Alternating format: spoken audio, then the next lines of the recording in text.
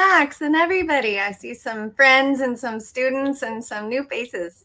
Yeah, Kaia is getting a lot of love here in the comment section, and very worthwhile. I'm just reading some of them. I hope everyone keeps it up during the whole, back and forth conversation that we're going to have here. Obviously, I hope you're listening to what we're saying. But it's one of the reasons we do these events with the ISA. We bring in some special guests, and we want to create a community that all the writers can obviously participate in who, during this odd time over the past 3 years, it's difficult to have live events. So we want to have the comments going. So feel free to keep commenting. And, if you have questions, you're welcome to put them in the comment section. Our show producer will star some of these and we'll come back to them later. I may even find one, just randomly and go, hey, you know what? This is a nice little segue to what we're talking about. Anyway, welcome everybody. My name is Max Timm. I'm the Director of Education with the ISA, co-VP of Development for Creative Screenwriter Productions. I also have a consulting company called The Story Farm. I host a lot of these events. It's been a little while since I've hosted one of these. But Kaia Alexander came along, and we've been impressed by Kaia for so long, but then her energy recently has been that much more. And we thought we've got to get Kaia on for an interview. So we're going to jump into a whole bunch of questions on the business side of the industry, which a lot of writers, for no fault of their own, don't have the acumen. They don't necessarily know some of the steps, and they have a lot of questions. I've compiled a whole bunch that we'll go through. We probably won't get to all of them. We're only going to go for maybe an hour, a little bit longer, depending on the number of questions.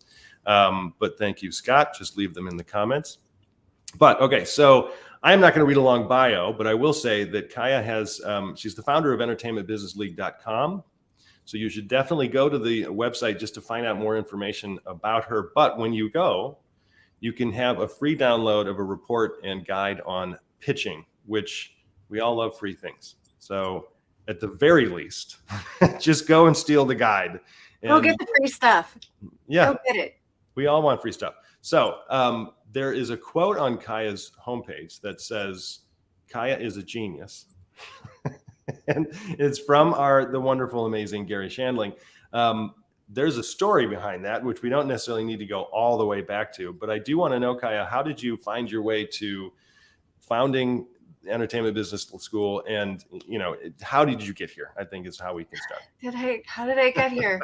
It all started way back when. So I was a development exec for a company called Inferno. And that was really where I started and became a buyer and learned all of this. But I got hired because I was a novelist. And my boss was like, hey, I trust that you're good with story. And, you can help me with some of these creative notes that I need to put in on these movies. And we did movies like Just Friends with Ryan Reynolds and Peaceful Warrior with Nick Nolte, which was a project I found I was so pleased with. A number of others, Hachi, Dog's Tale, things like that. So I was there for a couple of years. And then this is the beauty of living in LA. I coincidentally was wandering through Los Angeles and Venice. And I'm a little bit of a blurter-outerer sometimes. And from across the store, I have ADHD. It's like comes with the territory. I'm like, oh, there it goes. From across this storefront, I saw someone who had his back to me, who had a Zen symbol of an Enso on the back of his neck. And then oh, you have an Enso tattoo. That's so cool. And it was Gary Shandling who turned around and he was like, who are you? How did you know what my tattoo is? And you're coming out to dinner with us. And he just roped me in and literally hired me that night after dinner. He was like, I need you to come to the house. I need you to help me with all this stuff. And it was just like a gut decision. And in this industry, we're always looking for people that we can trust, that feel honest, that feel like people we can, hand our babies to, whether it's your screenplay you've written or your reputation. There's a lot of things that mean a lot to us, right, in this industry. Totally. Yeah. Talk about divine moment. You were supposed to be there and you were supposed to not be self-conscious and you were supposed to just say something. A lot of writers, I'm, really just talking about myself. In that kind of situation, I might have thought in my head, oh, an Enso tattoo. But I probably wouldn't have screamed it out. That's also just a fun personality thing. But then again, it's, I think, a little bit of a lesson that who knows who you're going to meet when you're just being authentic. Yeah. Being yourself. And I think too often, especially when we associate ourselves with the industry in some way, we have to try to be something else or be someone else or what other people are expecting. And I think it's an example that Gary just wanted someone who was real. Yes.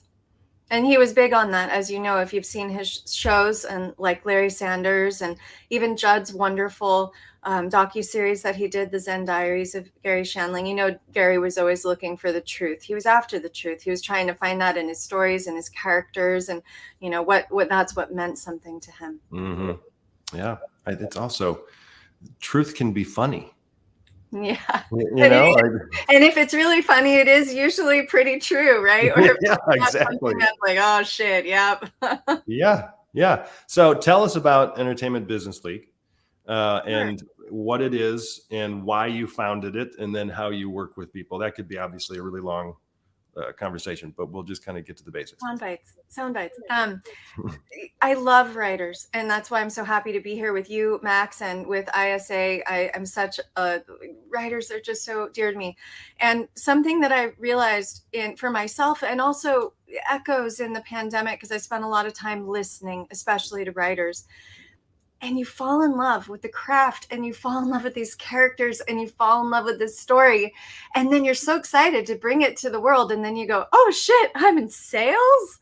Oh my God. And this is like, it's horrific to a lot of writers, if not most, to suddenly realize, oh, I've got to learn these other skills that are like speaking the language of execs and having to sell this thing and talk to buyers. And how do you do that?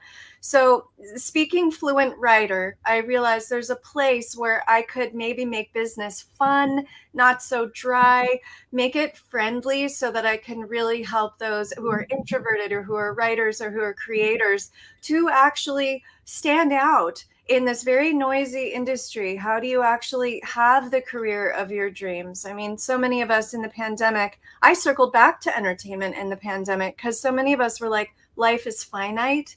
Do what you love. Everything is hard. We should do what we love. Yeah. That's our show, everybody. So I will see. I don't mean, in a way, how much. Good night. Yeah.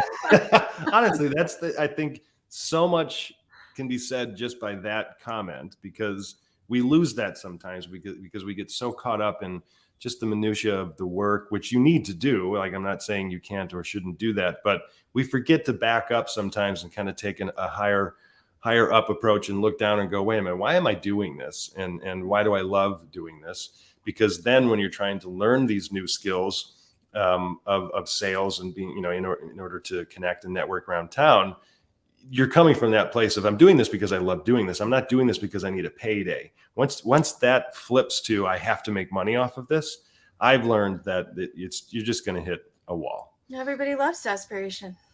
Right. Nobody can notice it. How not to sell. Point one. Oh gosh. Yeah. I've been in the screenwriting industry, education world and consulting world for about 20 years. I worked a whole bunch of assistant jobs before then. I was a terrible assistant, but no. Yeah, don't tell me. Oh boy. So I've had a lot of questions come up. I've had a lot of experiences from very experienced writers and also some very brand new writers who have never done it before. And it seems like a lot of those questions that come up commonly are across the board. Whether it's a really experienced writer who is even already, having something set up, or they sold a script or something, the questions still kind of remain the same. But I'll get to those questions in a second. I want to start with still with a little bit of a segue of what you do with Entertainment Business League and moving into those questions. So if you had to choose one thing, just one thing in terms of what you love most about working with writers in this capacity, what would that be? I get to teach writers how to make friends. I say find your wolf pack, because so many writers are lone wolfing.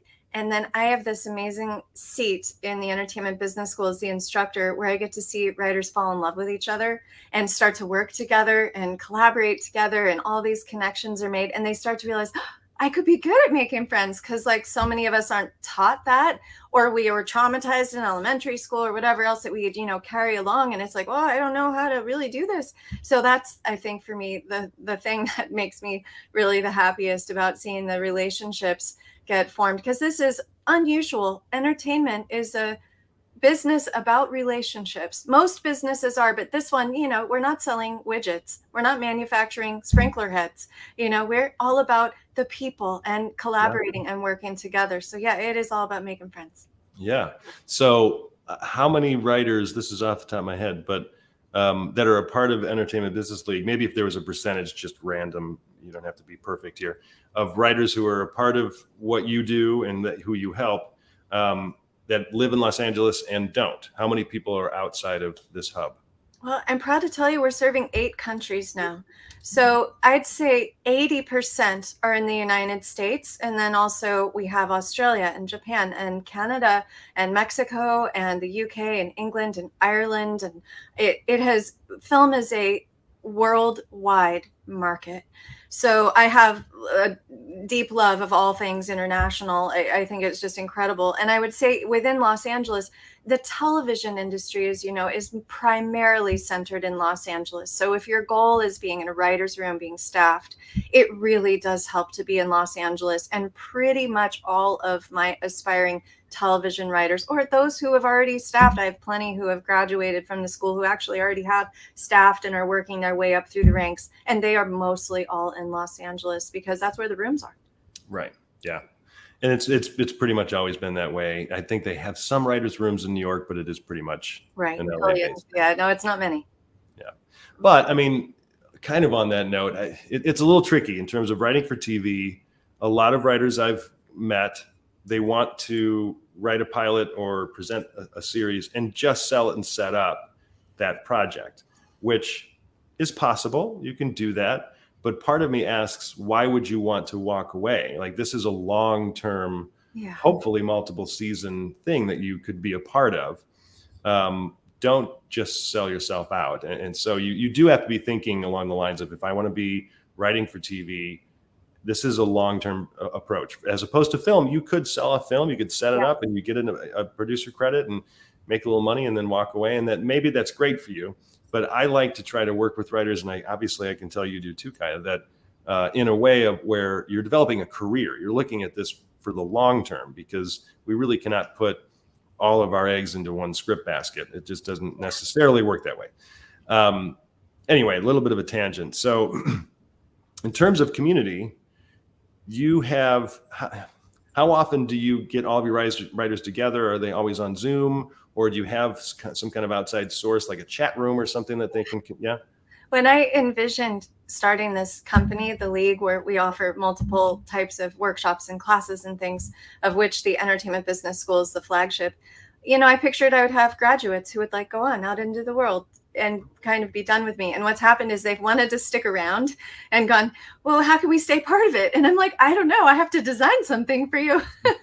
Just the school's only 2 years old. So we have now multiple programs. I have EBS ambassadors, Entertainment Business School ambassadors. A few of them are on the call with us tonight. And this is our community. This is our family. This is our found family. So yes, I have Slack for the graduates, for the alums. We have Howls. We get together in person in multiple cities around the world. And I'm continuing to grow that network so that whatever city you're in, you're going to have a Howl that you can join with others who are above the line in the entertainment business and hang out and know that you care about the same things. So yeah, there's a longer term vision of that building of the community. And then of course, there's the actual classes where I am determined to make sure everybody meets each other, gets to find out, what everybody else is working on. It's not all about me. It's all about you guys. We all have a corner of the map illuminated, and so many people have expertise and have degrees and below the line experience, or have worked on another show, and then they can come in and bring all of that. I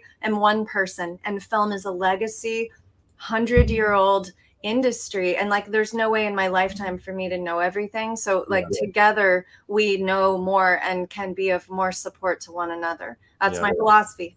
Totally. Being a part of a writing group is so big, and if you can't find one, then try to make one of your own, or even just to help other people. I have a every other week, well, it's 3 times a month. I have my writers meet on Thursday night and then Friday morning, relatively small group, about 30 writers split between the 2 groups. And I give notes. It's a workshop meeting. And I give notes on everybody who submits, and then everybody else also give notes. So it's very specific to development. And every single time there are notes that your fellow writers are giving you that I didn't think of, and I'm supposed to be running this thing.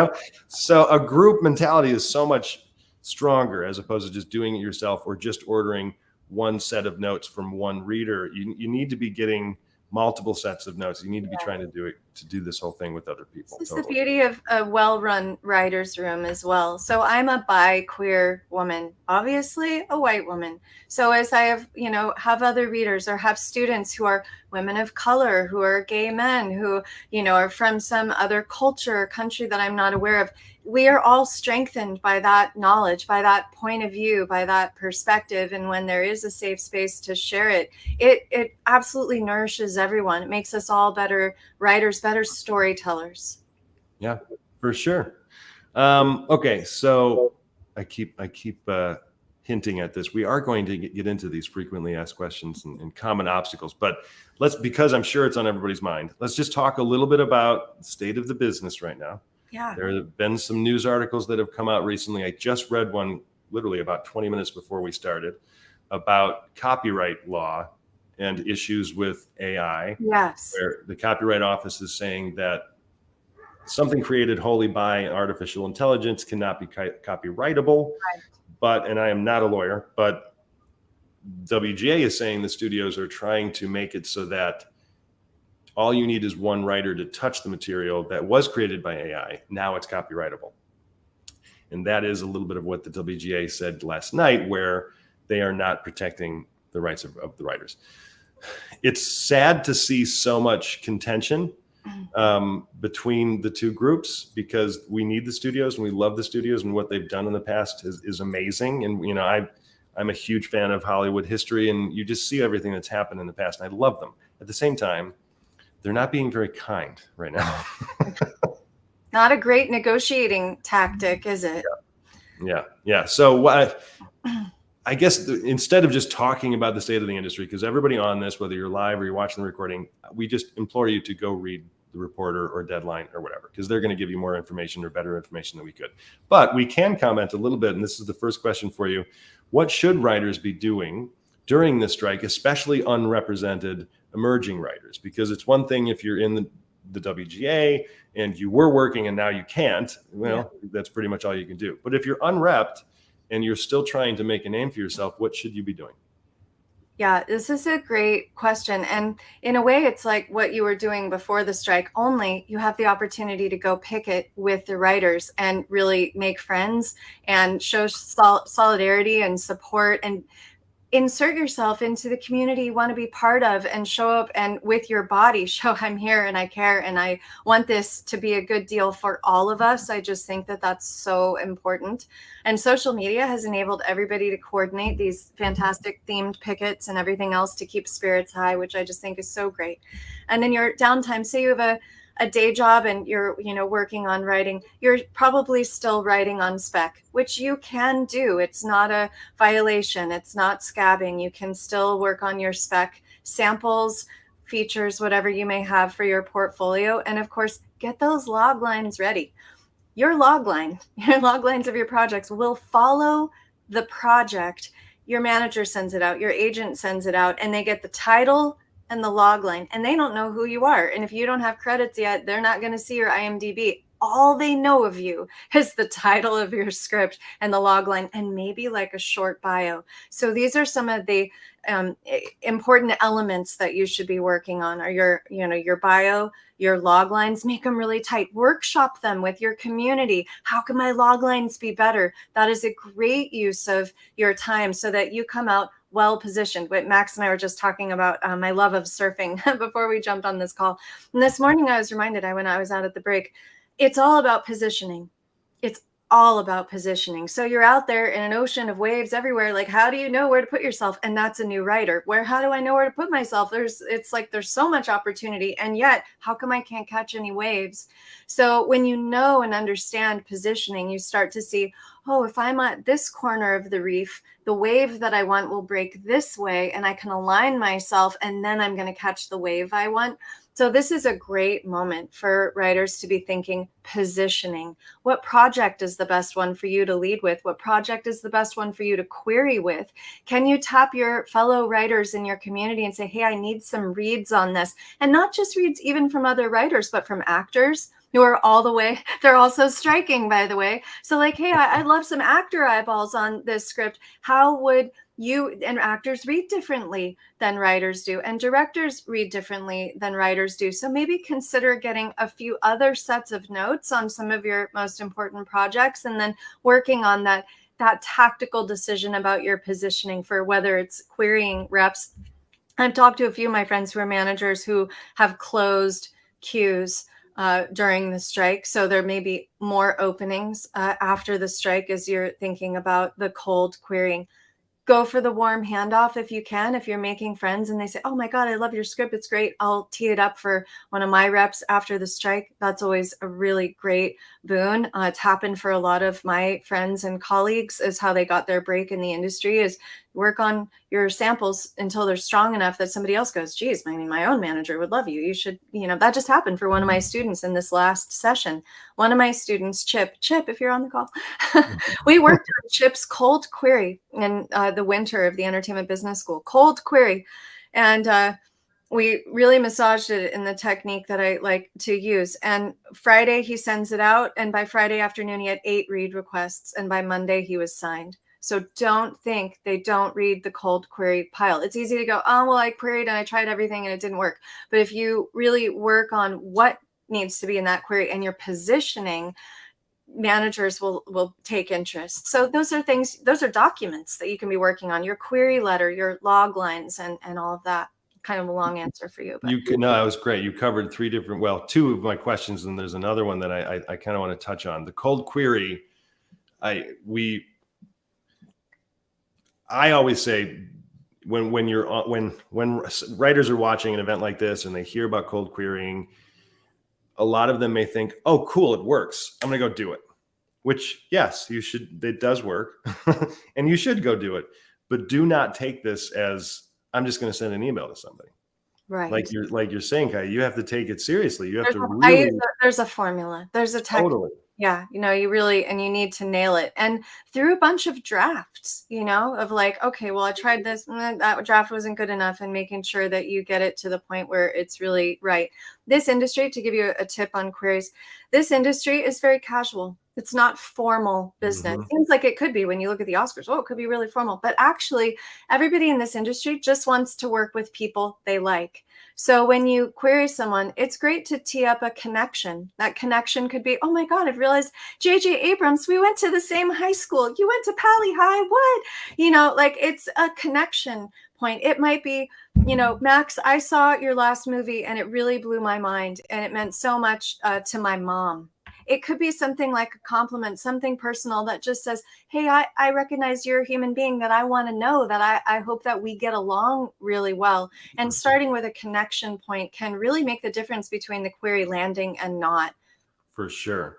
And you may give different advice as I do, but what I've learned, because there are different ways to send queries, but it's narrow. Like what you don't want to do, at least from what I've learned, is just put this formal email together and put all of your log lines and attach a whole bunch of documents and go, no, you can't attach anything, and it's only one log line.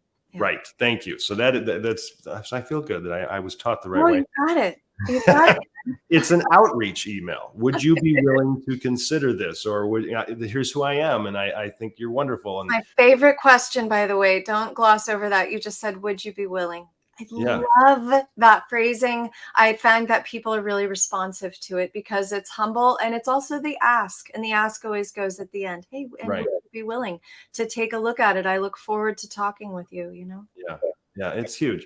This is just another human being on the other end of this email message, and they're just as busy or busier than you. And so, putting together some epic email, they're going to open that and go, nope, I don't even want to see what that is. Because in a lot of ways, the people on the other end of the email are good people, and they feel bad if they don't respond to an email, or they feel guilty that they have to say no to someone, or there's a conscious thing there. And I'm speaking from myself, because I get emails constantly from writers asking certain things. And there's a guilt that builds up after a while if I'm not able to help them. And so inbox guilt is real. Yeah, for sure. The other thing that you mentioned, and I didn't have this in my questions, but I think it's interesting, this idea of positioning yourself. And you being around Gary Shandling, I'm assuming you've met a lot of high-level A-list people in the industry across all different mediums in terms of acting and directing, et cetera. I'm assuming this. I've met quite a few over the past 20 years too, and I've noticed there's one similarity among all of them, is that they have an understanding of who they are in every situation they are in, meaning they are positioning themselves. Whether it's to get ahead or not, they understand who they are within certain situations. Have you noticed that? Is there a similarity between these high-functioning, successful people? It depends, because if you're talking about someone like Gary, he was also an actor and he was also in camera. So he knew wherever he went, he's bound to be recognized. And he was always prepared for that at any given moment. And he would also shut people down if they were invading his space. He's not afraid to do that. You have to protect your own boundaries. And he was big on that. And if someone came up humble and open and full of gratitude, he would usually just spin around and engage and take that moment to really connect with a fan. It was so endearing. But those who are writers you could walk down the street, you could be in airport TSA and be standing next to somebody real super famous and have no idea that that's who you're standing next to. So it's a different level of, does the world know who I am? I think in Judd Apatow's Netflix special, he was like, I'm the kind of famous where I can walk down the street, and if somebody says, hey, are you Judd Apatow? And he goes, nope. It's okay. He's that famous. So I never knew this, but when I went to work for Gary, I just thought, well, you're famous or you're not. But once you are famous, there's this very high degree of recognizing how famous you are or are not against others. And it's a trap. It's a horrible comparison game, because you're going, well, I was relevant yesterday. Am I going to be relevant tomorrow? And your ego gets a hold of it. And it can be really frightening in an industry where we churn through stars, and you're lucky if you get to last a decade, maybe two. We're not in the 20th century when, Cary Grant could be on screen for 50 years. And we were like, oh, it's Cary Grant, right? So that sort of situational awareness can really vary. I think that maybe substance abuse figures into that too. How aware you are in this situation. What have you taken to get through the situation? So yeah. I see you take a drink. I won't ask what's in it. This is my hibiscus tea, I swear. I believe you. And then the last one. So I think, and this is pretty universal here. I get this question all the time, and I'm sure you've had it too. How do you know when your script is done and ready to submit somewhere? Yeah, it's such a big one. I mean, the answer is the script is never done until the movie is shot and it's in the can.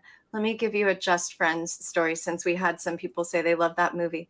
So we have a finished version of the script. I've put notes in on it. Everybody in the company has put notes in on it, and we're happy with it. And the script's okay, it's a shooting script now. And the director gets on set. It's day 2, and we all, both at New Line, which we co-produce with, and our company Inferno, we all get calls from the director who says, we've got this young woman in this movie, Anna Faris, who is going to be a huge star. Can I please rewrite the script in real time, because she's so funny? I've got to give her a bigger role. And that really happened. So we're watching the dailies, writers working on totally changing the story to give her a bigger role, more to do. And we talk about the train is coming and you're laying track. And that movie really changed a lot because her performance was so great. So you definitely want your project as buttoned up as it can be, where other people have read you and gone, yeah, I think this is ready. Pros, not just fellow writers, but pros who have read it and go, yeah, it's ready.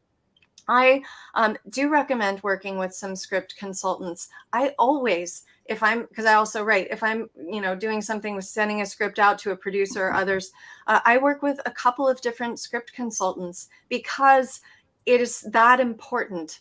Because what you don't ever want to burn a read with somebody, because if your script is not ready, they're never going to give you another chance. And what's worse is not only will they not give that script another chance, they might not give you another chance as a writer. That's a worst case scenario. So if anything, cover your bases and just make it cautiously sure, not just, oh, I love it so much and I'm sure it's ready, but like all of these people who I trust tell me it's ready, and people will support what they help create. So those who give you notes, and then the development process where the development execs are saying this has to change, that has to change, we want these shifts, and Right. you're willing and saying, yeah, I'm going to accommodate you, and you do with the notes that you feel like you can accommodate, and you're easy to work with. There's this phrase among the execs where we talk about, is the writer easy to work with? Are they good in the room? Are they easy to work with? Meaning, like, is this somebody who's going to get their knickers in a twist every time you give them a note? Because then it's like, it doesn't matter how great the script is. If the writer is difficult, then all of our jobs are that much more difficult, and it just becomes so hard. So when my producing partner, Scott Gardenauer, has this great phrase, I love it so much, and it's my best advice to writers comes from him, which is, it's better to have too many babies than a spoiled baby. So don't fall so in love with that one script, that one project that you're so sure is the one, but make sure that you have enough, that you have, a gaggle of script children that you can love and, spread out, so that if a couple of them, wilt off the vine, you have others that are, still going. I wish, like, I have like a genuine wish. I don't know if it would be one of my three, but I would seriously consider making sure every writer hears that, even if you already know it, that there's kind of multi-levels. The first version of anything you write is rarely the best version. And the one or first script that you write is rarely going to be the one that gets your career moving forward. It could, but it's usually the fifth, sixth, seventh, or eighth down the line, because if you really just think about the craft in and of itself, you are going to improve as you go. Just from a basic writing standpoint, you're going to understand your voice a little bit better. You're going to understand how dialogue flows, pacing, certain word choices. It all improves through multiple drafts of multiple scripts. Yeah. I wish every writer would know that, because far too often I meet writers who have maybe one or two screenplays and they think they're ready to get out there and really make a career for themselves. And I never tell them that they can't, because it's of course possible, especially if those scripts are really amazing ideas or incredibly well written. But you also have to think about the reality of the business in general, in terms of how long, just logistically, it takes to get a representation, get that out around town, to pitch, to then set it up, to receive notes, go back and forth with those notes multiple times, and then try to get financing, and then cast it. You're in a year-long plus process on one screenplay. He said year-long plus, but I'll insert this. Yeah. My friend Mike Medavoy just released Voyage of the Demeter, which is a script that he has had for 20 years. Right. 20, and finally felt like it was the right moment with the right director and the right cast and the right moment in time, and it all came together. But 20 years is a long time. That's the longest development track I've heard of, but like, that happens. You hear the stories of Forrest Gump taking 10 years, and it can be a long journey. I would say every script that you see on screen had a multi-year process, just from a basic production standpoint. It takes that long. Yeah. So the main question I ask, just rhetorically, of all the writers is, what are you doing in the meantime? Because you're not going to be involved in every step along the way. So if you're just sitting back waiting for your one script to be made, people are going to be asking you, what else do you have? So you cannot be precious of what you're writing. You have to believe in it and be inspired by it, but you have to move on to the next idea. Yeah. And Max and I are talking features right now, because of course television is a very fast turnaround. You're writing a script, it's getting shot, it's getting pushed out on the air, and it is a much speedier, which is why you need a whole writer's room of 10 writers to all support this coming together, and this person's writing while this person's on set and producing their episode, and like it needs to be that full support system in place to put that much content on the air. Right. We could talk even more about that whole thing because I love getting into the nitty gritty of it, but we'll go to the next question. I get this one all the time. I'm sure you do too. Do I need a manager and or an agent? How do I get one? Yeah.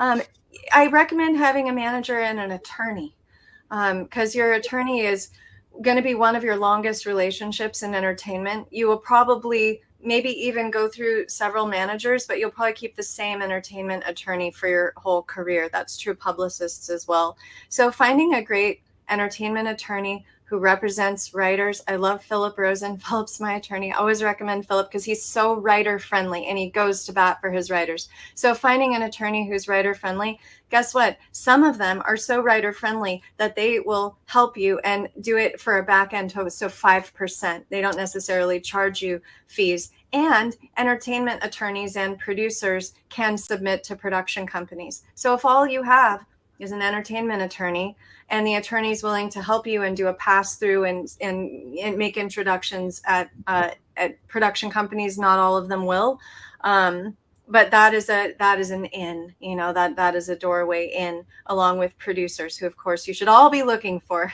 to attach to your projects. You can all find producers. It doesn't matter if you're in the WGA. So it is a really great thing to do.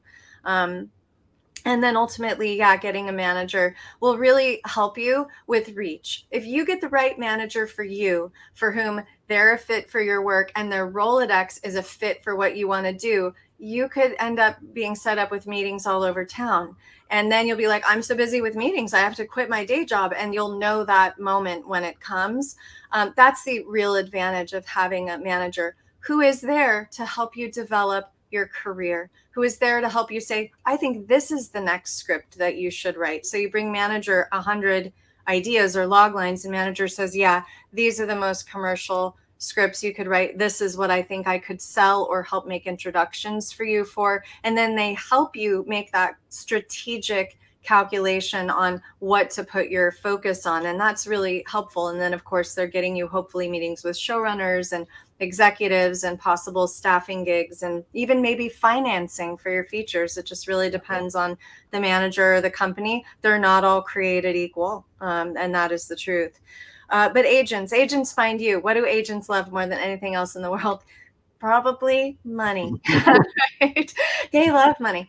So if they notice that you're going to be a high earner and you come on their radar as somebody who's going to like make them look good and get them the fancy car and the other stuff that they love. I mean, they're there because they love entertainment, they love stories, but they also love the perks of the job. So they look at their balance sheets quite often, and my understanding it's quarterly. So they're looking at you going, how much money did you make me this quarter? And they have a buck slip worth of clients, and you better be on there as somebody who rang the cash register for them, or else they're just going to fire you. So I would say you don't even want to look for an agent until you're certain I'm ready to be in that high earner place of staffing and creating shows and having multiple projects going, as do like the big showrunners with overall deals and first look deals, for whom if you're Ryan Murphy, you have multiple projects going. If you're Dick Wolf, you have a lot of projects on the air. And agents, they're thrilled with that kind of thing, and they want to represent those individuals in the writing sphere. I mean, of course, they're there to also represent actors and directors and also sports athletes and all the rest. They've really diversified quite a lot, right? To basically all living, breathing celebrities. Yeah, pretty much. Anything that can make them money, really. But I also don't want to talk down agents. Our agent who represents our production company is an amazing woman, and she has done so much work for us and has never made a cent yet.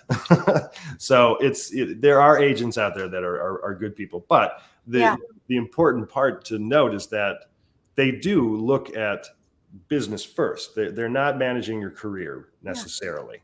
I have a lot of agents who represent just the project. that you have, and they'll go out with a project. They won't necessarily be representing you. Right. I think an important element there, well, there's two things to comment there. For one, do you need one? Maybe not right away. Because if you get out there and you make a connection with a showrunner or a producer of some kind, and then you get a project up and running yourself, you don't have to pay anybody 10%. Right. You're probably going to need to pay your lawyer. Remember, they're all taking a percentage of your money as well. Yeah. So you need to be in a place where you have enough deal flow coming in and income coming in that you can say goodbye to 25% of it. Yeah, right. That across all the people who are repping you.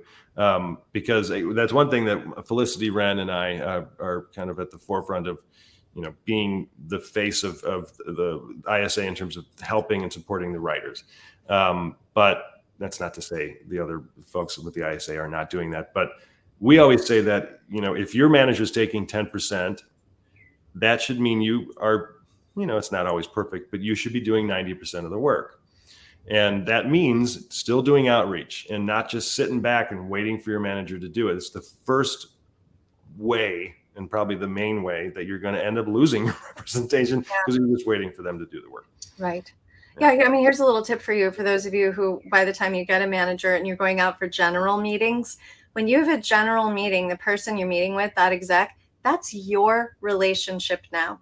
Yours. Your manager's not going to follow up with them. You make sure you get their number. You make sure that you tell them, hey, I love phone calls and you'll be hearing from me. And, if they read request you're going to follow up with them and build that relationship. Your manager's opened the door for you so you can build that relationship. You're not going to go back to your desk and disappear and say, oh, my manager will follow up, but not a lot of writers are told that. So it's just helpful to have that hack and go, oh, it's going to be my relationship. And then you get better at making friends.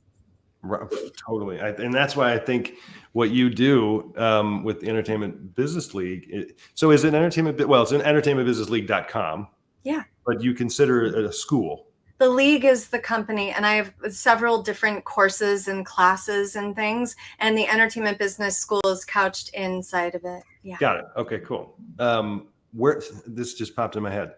Where did the wolf terminology? I love the howls and wolf pack. Do you just love wolves, or where did that come from? Yeah.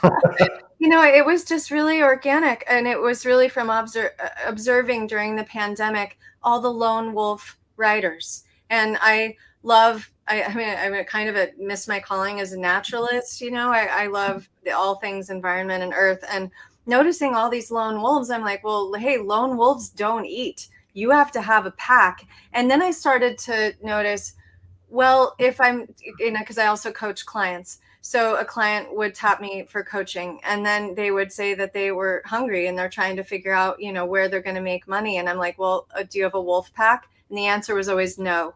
If you're hungry, you don't have a wolf pack. And the correlation was so constant that I was like, I need to be this like chorus of telling writers, find your wolf pack, because without it, you're going to starve. You're going to go hungry, just like a lone wolf. So yeah, it just like all came out of that with the wolves in the branding. And there's a special video that I show to my classes in the Entertainment Business School about the importance of wolves in the ecosystem. So yeah, we're all about wolves now.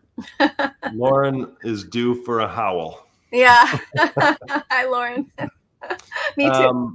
So we're going to get into some questions. I see some starred comments here. I haven't looked through all of them, but there are some questions in here.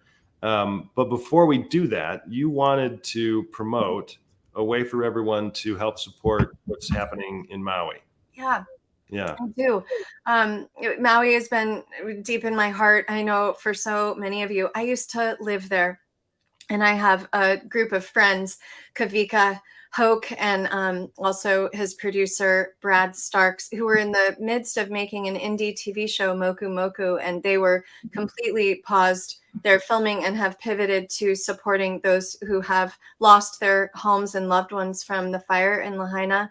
And they basically pivoted their whole production to now doing relief with Maui Rapid Response. So supporting Maui Rapid Response means any donations that you make go straight to beds and clothing and food for the people immediately. If you go through Red Cross, for instance, it takes weeks. And there are those who definitely need that help. You have a website for that? Some of their crew were affected as well, lost homes, etc. Even his co-writer, who's lost his entire community.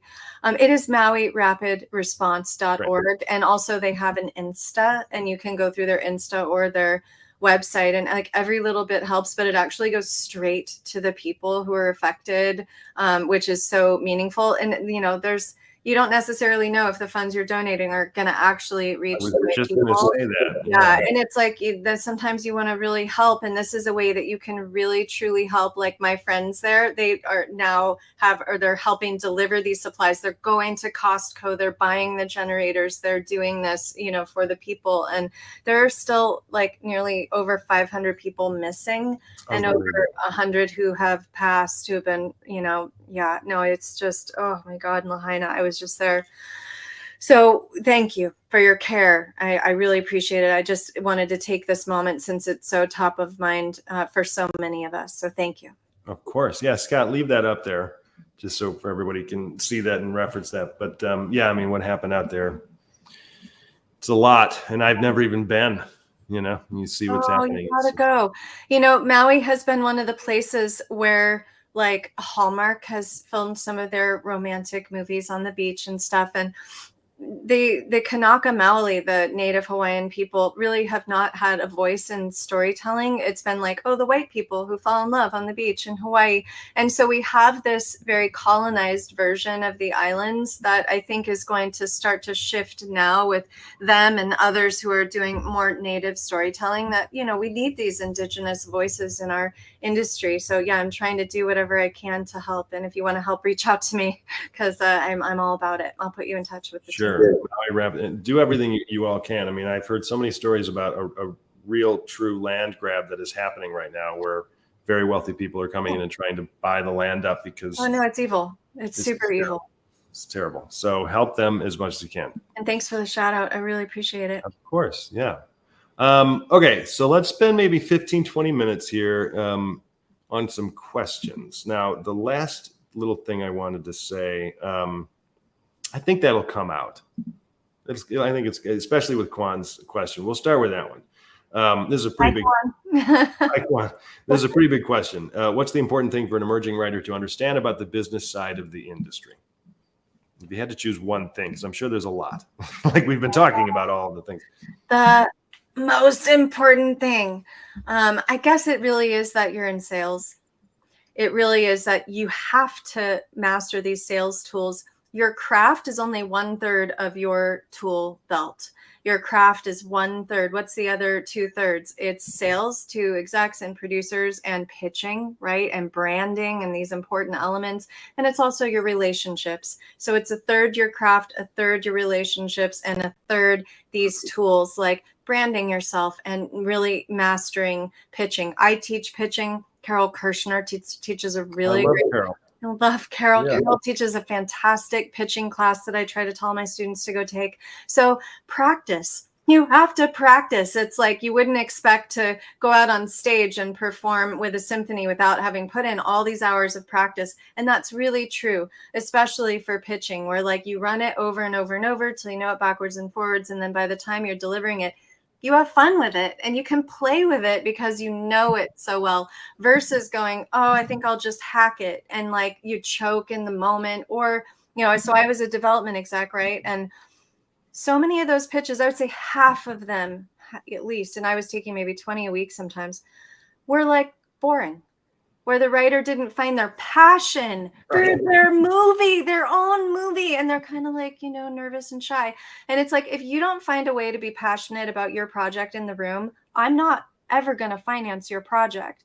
And the only way to really bring that fire is to practice pitching. Totally. Pitch your mom and pitch your dog and pitch your friend and pitch your writers group and be like, give me the feedback. Where did I lose you? Where did it get confusing? Where did it get boring? Where did I go on too long? Where did your eyes glaze over? Because you have to deliver a really tight pitch by the time you get in with the execs. And you can only deliver that with practice. So yeah, that would be those 3 areas of.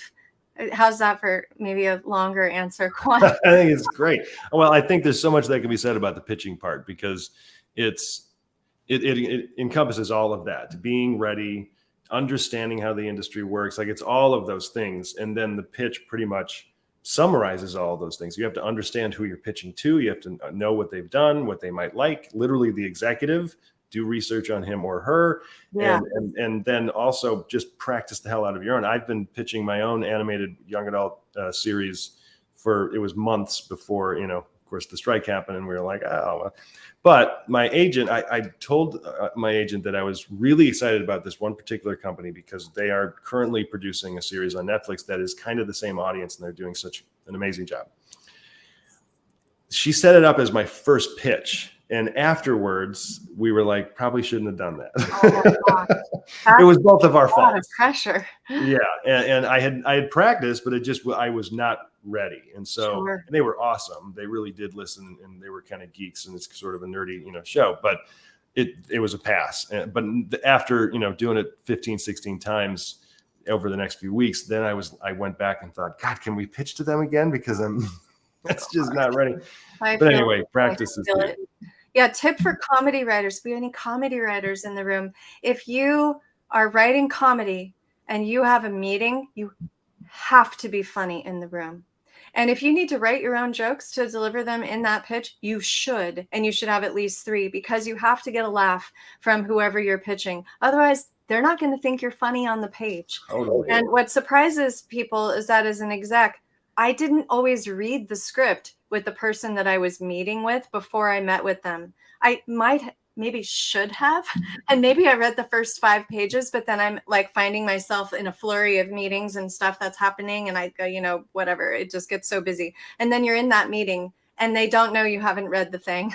And then like the meeting is flat or they're not funny. And it's just like, well, why would I believe they're going to be funny on the page if they're not funny in the room? So you do have, and for some of us, we have to rehearse that. You got to write your jokes. You got to practice. You got to try them out on your friends. Did that make you laugh? Is that funny? I thought it was funny, but you didn't laugh. Okay. So back to the drawing board, some people are innately funny. If you've seen Judd Apatow's masterclass, he was talking about pitching Crashing with Pete Holmes, and Pete hadn't pitched before.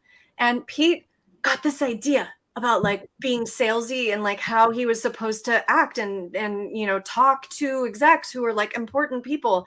And Judd pulled him out of the room after one of their pitches and is like, Pete, what are you doing? Just be funny. Just be yourself, And Pete had to like snap out of it and go, oh, okay, I'm just there to make them laugh. Oh, got it. That was his job, that he was like falling down on the thing he was supposed to do. So yeah, it's that important. It is, man, especially in TV, because every single TV pitch that I've either pitched for my own project or as a producer and bringing a writer on, the executive has never read the screenplay. They have only had a reference to a log line, maybe a longer source of pitch material.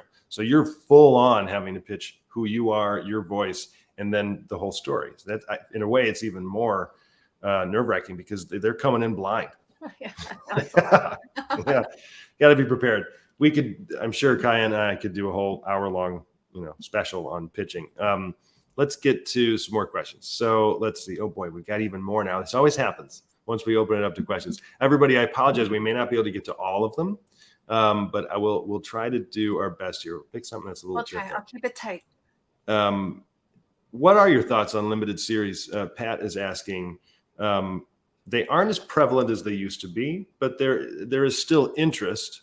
It's just kind of faded in terms of popularity a little bit. I love them. I think audiences love them. Showrunners don't love them. Why? Because you're working yourself out of a job in one season. So you're basically writing yourself out of unemployment into unemployment very quickly. So they can be tougher to set up. And also like you really need to have like an A-lister to pull them off. So maybe you saw Mayor of Easttown in the pandemic.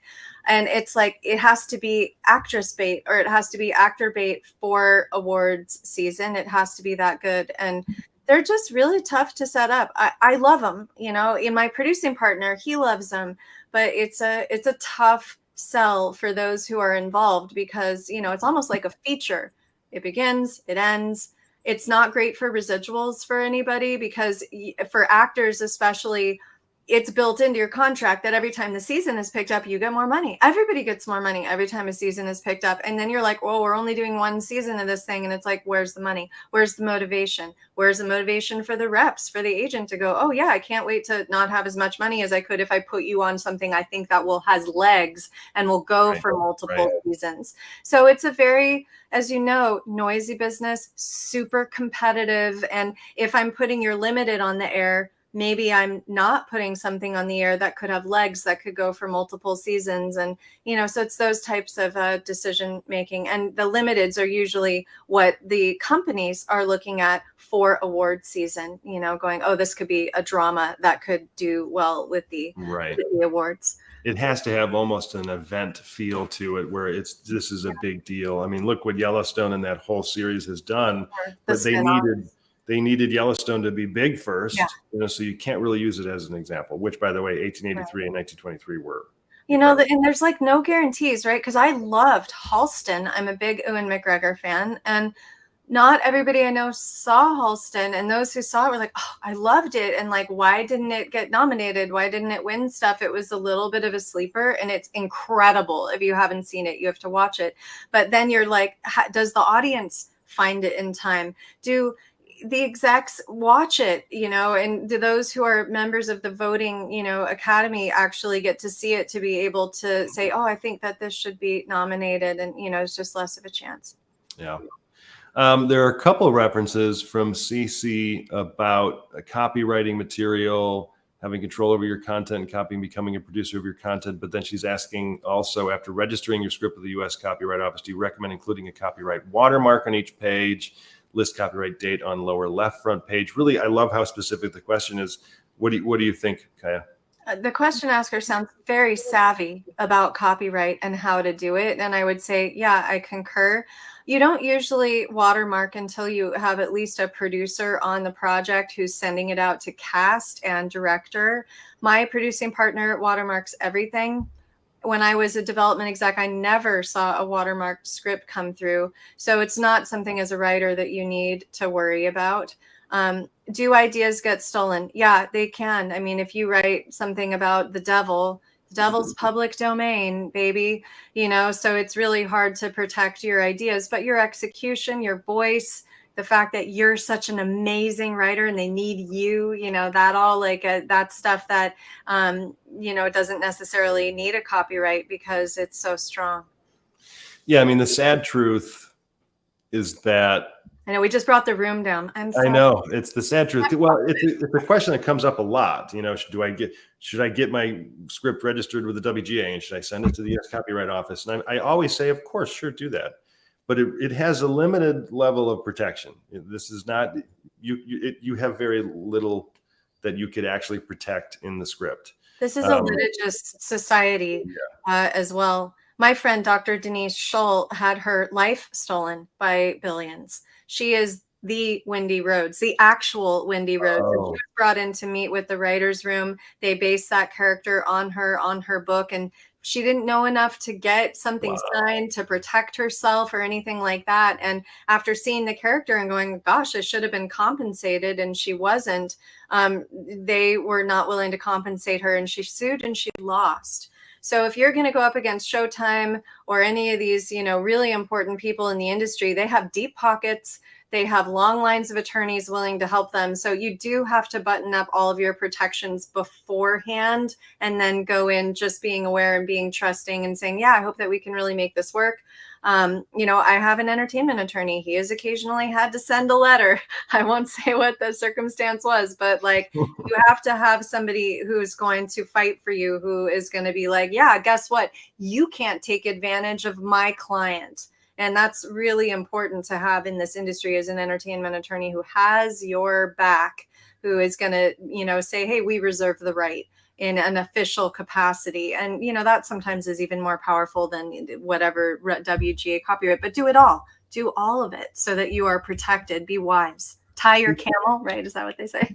Yeah, you got to do everything you can. At the same time, you cannot allow it to keep you from submitting things. There's a balance. It's tricky because if you are an unknown writer and or, unproduced, and you're first coming in, nobody knows your name, and you come at your first submission to a producer with, you have to sign this, NDA, they're going to be like, no, this is silly. Yeah, I won't ever sign an NDA, neither will my producing partner. And I get asked, and it's like, well, then we're not going to work with you because that's not how this industry works. It's just not done. It's not customary. Yeah. So the sad truth is ideas are stolen. I will say it's rare. It is rare. It does not happen that often. Why? Because this is an industry based on trust. Totally. There's a responsibility that people have to their reputation first and foremost. It's amazing to hear the billion story. I did not know that. Oh, God. Let's do one more here. Let's see. Loved Halston. Who does, that's a good question.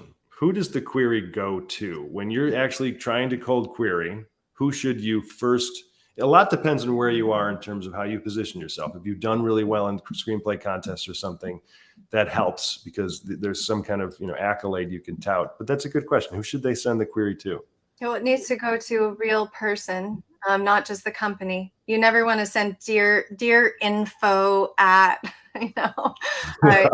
you need to know who you're querying. You should all have IMDb Pro. You should all be looking at others who write things that you are similar to what you write, because maybe you want to be on that Star Trek show, and then you see, oh gosh, so many of the writers are represented at Echo Lake, and you start to research who are the managers at Echo Lake who are open to queries, and then hopefully you start to do your own ear to the ground on reputation and who might be a fit for you. Maybe you get a warm handoff or not. Maybe you find out, oh, this one's open for queries, and I'm going to query this particular manager, who you then research and learn about and make discoveries about, so you can make a connection point with them.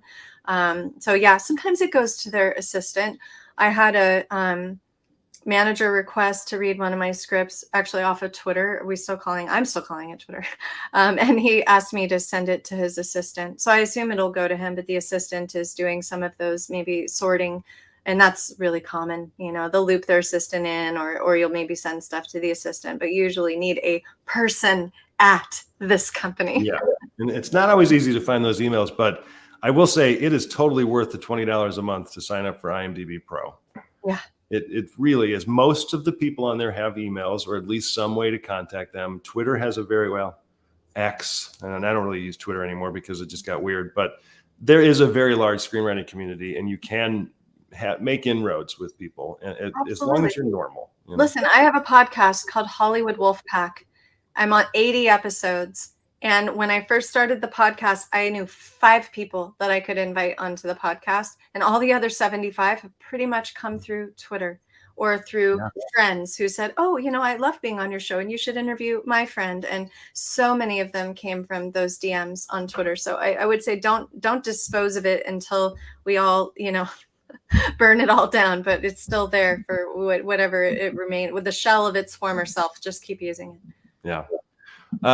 Everybody else, you have great questions in here. I apologize, but we're coming down to our limit here. So I just want to end it with one last question, kind of a summary, inspirational sort of thing, Kaia. But what kind of advice would you give to writers who feel like they've made it like 75 to 80% there, but they feel like they haven't quite actually feel like I've created a career yet? They're still fighting. They get to semifinalists and finalists in all these contests, or they get all these meetings, but nothing happens. What would you tell a writer who feels like they're just having a tricky time? Persistence is the game. It is. And you don't know when your break is coming. You don't know if your break is coming in 10 days or 100 days. So if this is your dream, you can't stop working toward it. You can't. Because if you can walk away from this industry, honestly, you should. It is so difficult. It is so hard. If you're like, I could go do this other thing, then, and I don't think about it. Okay. Or, if you're like, I have a day job that I love and this is my hobby, recognize that. But if this is your hardcore dream, devote yourself that much harder to it. Get up at 5 a.m. and write the thing before you go to your day job, and like really dig in. I don't know if any of you have done that. I'm not even going to remember the name of the car thing because I don't do cars, but the racetrack thing that we do, that's like go-karts, but that's faster. That's here in Southern California, the X car thing. What am I talking about? I know what you're talking about. I can't So remember. I go with my son who is turning 11. We go to this race car thing. Now I think that I can drive, and I get in this thing and I floor it, and I'm going as fast as I can go, and I'm getting lapped by some like 12-year-old flying around this track, and I'm like, what? How is this possible? K1 racing. It's just coming to me. There we go. And then, but that's feedback, right? So I think I'm doing the best I can. I'm going as fast as I can go, but you're not going to win unless you're the person lapping others. So you have to really clock everybody else in the industry and go, I want to work at the pro level. What are they doing? Read other pro writers. Make sure that you're getting the pages in and you're actually meeting your deadlines. Put yourself on self deadlines and gear yourself to recognize that maybe your pace is here and you thought, oh, I'm ready, but like you're looking at where the pro output is and where their commitment level is, and you're like, you see the gap of where you are and where you got to go.